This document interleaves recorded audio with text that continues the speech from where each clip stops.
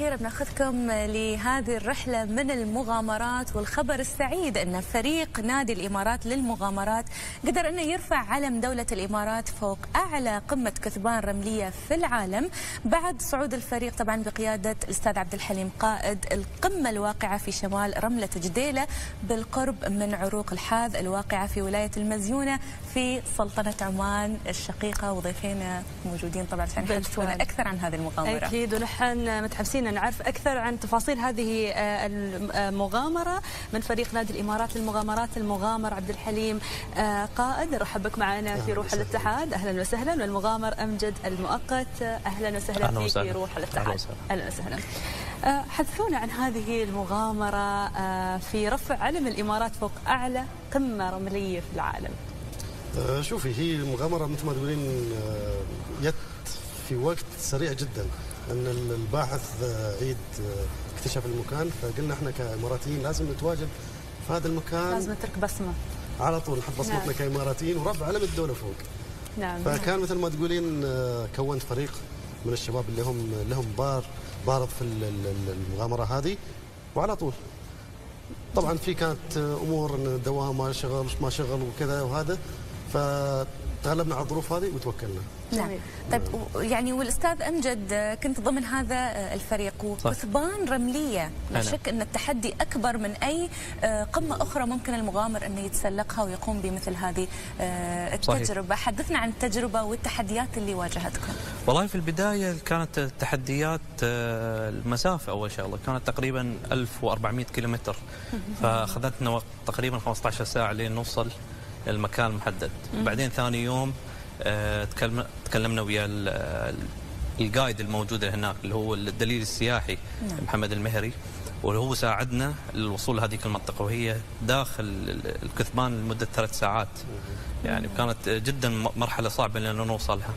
بعديها بدينا ندور مع الخرائط اللي ويانا، مع الاساليب التقنيه، وللاسف كانت ما في شبكات انترنت، فيعني كانت واجهتنا صعوبات كثيره من هاي الناحيه، لين وصلنا تقريبا في الساعه 5 تقريبا.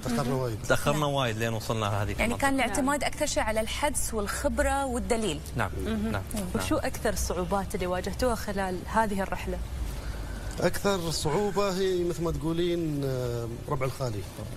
أنت تغامرين في الربع الخالي. الربع الخالي منطقة رملية بعد، يعني العراقيب كل عرقوب يعني تقولين في خطورة أيضا. أكيد الرملة ناعمة، الرملة يعني إذا سيارتك أنت مش مجهزة أنت هناك عادي واحد يغرز ولا سمح الله يعني حد نعم يفيدك هناك، لأن منطقة مقطوعة من الناس أبدا. فصرنا ومثل ما تقولين المكان بالذات، يعني النقطة هي نفسها احنا شوية ضايعين عنها. عندنا الخرائط ونعرف الكيلومتر اللي احنا فيه، بس النقطة فكان مثل ما قلت العراقيب كلها شبه بعض، والطول نفس الشيء، فلازم نعرف نفس العرقوب بالضبط. لازم نصعد فوق العرقوب ونشيك على الجي بي اس، على الجي بي اس كم الارتفاع. نعم. وهناك كان نوع من الانواع، بما انكم في الصحراء ممكن الاتصال يكون في بعض كانت معدومه الاتصالات. لا ما في اتصالات، ما في. باجهزتكم الخاصه. هي اجهزتنا الداخليه هي. نعم. اتصالات اوكي تمام. اتصالات داخليه نعم، بس الاتصالات خارج النطاق لا مستحيل. يمكن يوم تصعدين يوم على العرقوب اكيد بتحصلين يعني يمكن مره. نعم. طيب اليوم يعني هذا وجود هذا النادي يحمل اسم دولة الإمارات ويقوم بمثل هذه التجارب والمغامرات المختلفة، شو ضرورة هذا الشيء بالنسبة لدولة الإمارات بالدرجة الأولى؟ وثاني شيء يعني شو هي أبرز المغامرات اللي تم القيام بها من خلال أو تحت مظلة هذا النادي؟ نعم. شوفي احنا مثل ما تقولين دائما خلف راية شيوخنا وقيادتنا، دائما يحثونا على نكون المركز الأول في كل شيء. فهذا الشيء يخلي الواحد يتحمس انه يسوي شيء جديد، يكتشف اشياء جديده، نكتشف المجهول. احنا عندنا بلانات مثل ما تقولين، خطط كثيره نحاول احنا يعني نكفيها ونوفيها، بس مشكله ان ظروف العمل، ظروف الامور هذه، فتخلينا مثل ما تقولين محدوديه في الامور هذه. نعم. ونادي الامارات للمغامرات نادي من 2009 تقريبا، يعني مهامه انه يعلم الناس سواقه في البر، يخليهم يحبونها. يحبون الهواية هذه بالطريقة السليمة والآمنة. وبالحديث عن ذلك الطريقة السليمة والآمنة وتعليم هذه طرق السياقة وقواعدها للشباب، كمغامر الأخ أمجد خبرنا كيف ممكن أن نعلم الشباب هذه القواعد ونحببهم بطريقة آمنة. والله في مرحلة التعليم نحن في النادي عندنا بالعادة نسوي ورك شوبس. الورك شوبس هذه تعتبر أساسيات، نعلم مثلا كيف يستخدمون العدة، مثلا عدة مثلا التنسيم، مثلا عدة إنه يبدلون التواير، طريقة الاستخدام الفور ويل. في نفس الوقت نعلمهم مثلا كيف يطلعون العراقيب بشكل آمن، ومش من أول مرة مثلا إنه يروحون على البر وخلاص أنتم جاهزين وميم، لا، ممارسة، هي الممارسة اللي تعود والتدريب أكيد. نعم. وأهم شيء الأدوات، التولز اللي عندهم في السيارة. كل ما هم وصلوا لمرحلة متطورة أكثر كل ما هم كانوا لازم يكون جاهزيتهم تكون أكثر وأكثر وأعلى. نعم، طبعا ذلك من خلال برنامج المغامرات الآمنة اللي موجود عندكم في هذا النادي. طيب أستاذ عبد الحليم، اليوم يعني ما الذي يقف بينكم وبين تأسيس اتحاد أشمل وأكبر ويشمل الكثير أيضا من البرامج ويقدم خدمات مختلفة؟ شوفي، في اتحاد الإمارات للسيارات هذا موجود طبعا، يعني للسباقات أكثر شيء وأمور كثيرة، بس اتحاد مخصص للمغامرات ما شيء. طبعا احنا نطالب من هذا في يعني مخطط. والله انا عندي مخطط مثل ما تقولين خماسي ولا شيء، انه ان شاء الله يوم من الايام انا بكون على بينه ان هذا الشيء بيكون موجود عندنا على في الامارات ارض الواقع. ارض الواقع، نعم.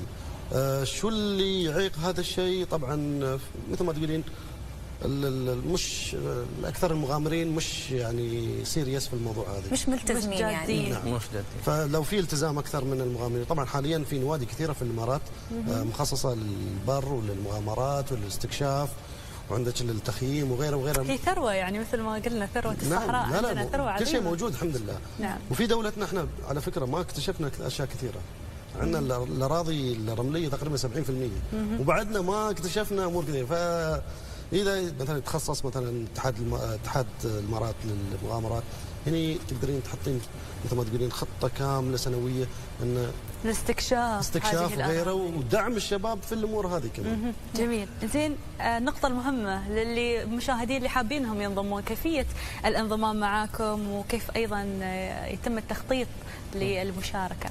والله نحن عندنا اكثر من طريقة. عندنا عن طريق الواتساب، نحن بالعادة نطرش مثلا ارقامنا، نطرش برودكاستات، عن طريق الفيسبوك، الانستغرام، يعني التواصل الاجتماعي بشكل عام، وكل مستجداتنا توصل لهم يعني عن طريق وسائل التواصل الاجتماعي. في حساب معين موجود نعم على الجروب الفيسبوك UAC 4x4.